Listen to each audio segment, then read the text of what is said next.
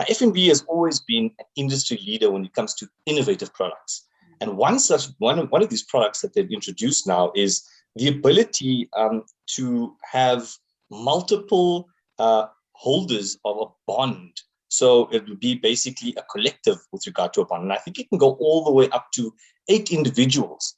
And that's groundbreaking because it clearly covers a gap in the market, which is not being catered to probably by other service providers. But whilst this is, groundbreaking, there is the legal element to it and understanding what this means from an, in terms of the implications that if myself, you, and Cilna had to enter into an agreement, what are the implications around it? And what's the legality around it? So I think, Bruno, please can you just give us some insight into what it would mean, first of all, to be able to have a product like this where multiple people can, hold one bond. And then secondly, we want to find out in terms of, marital regimes, what would it mean if we were married in community of property? How would that work? And then lastly, sorry, I know I'm bombarding you with questions, but lastly, you're going to need to repeat them. I will. But just to put it out there, so Cilna knows as well. What would it look like on a deed?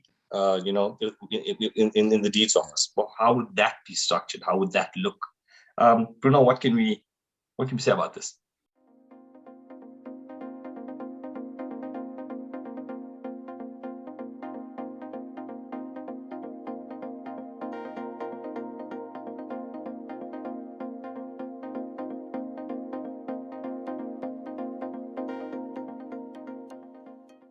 So maybe just a little bit of context from what I've read on the product or what I know about the product.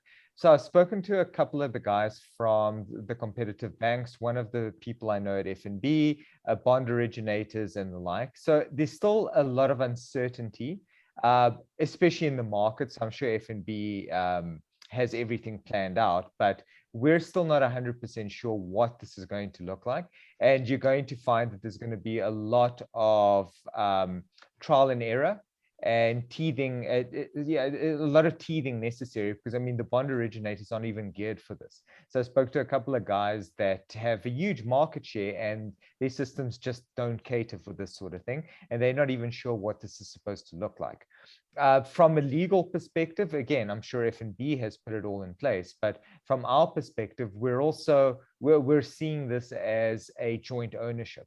So whereas in the past there was a limitation, so nothing's really, I suppose the best way to describe to explain this is nothing has changed in the way that things are done. You've always been able to apply for joint home loans from a bank. And you sometimes find this, especially with people that are married out of community of property, each one has their own separate estate. They go into co-ownership, both of them are marked as owners of the property. I've also seen this with father and son, siblings, whatever. So it can be done. Nothing's ever stopped it from being done, but there was always a limitation. If there were too many people buying the property, the banks would take a step back and say, well, maybe a home loan isn't the best option here. We need to consider another option. So similar things happen with companies, for example, where if there were too many directors in the company buying the property, there'd be, the bank would see too many directors and say, you know what, this falls more within the commercial space as opposed to the residential space. Home loans being typically, a person living in a house, but it does extend to some property investors that are buying a single house and renting it out. Now, this throwing 8 into the mix basically just covers a gap that usually home loans didn't cover, where we thrown more people into it. But with more people also comes more complications. So now you're going to have 8 owners, 8 undivided half shares, 8 undivided shares. They're going to need to govern their relationship, because in the past it was simple where you looked at it and went, well, it's a husband and wife. So worst case scenario, there's a divorce. They need to get all that sorted out. And then the banks just sit back and go, okay, great. Well, what was the outcome? My gut tells me that they just gear their systems for 8. They're not going to cater, or at least my understanding is they won't cater for much or anything else. They'll just say, listen, there's 8 co-owners. You guys need to get your things in order. At the end of the day, we just want money to come in. And they're happy to, and I see that these systems do gear up for some form of joint accounts or money being, certain commitments or stop orders being made. So they are making it easier for these 8 people to actually be able to pay into this joint account. But at the end of the day, my feeling is that they're still going to look at it and say, look, all of you owe, you're jointly and severally liable. So when the debt becomes due, we're going to go after all 8 of you, but we're going to sell the property and possibly execute against the individuals. And that's just the way that it is. So my concern or my opinion with this, or where I'm worried, is the underlying implications still need to be dealt with. So 8 people going to apply for a home loan in their personal names, for starters, probably isn't the best idea to begin with.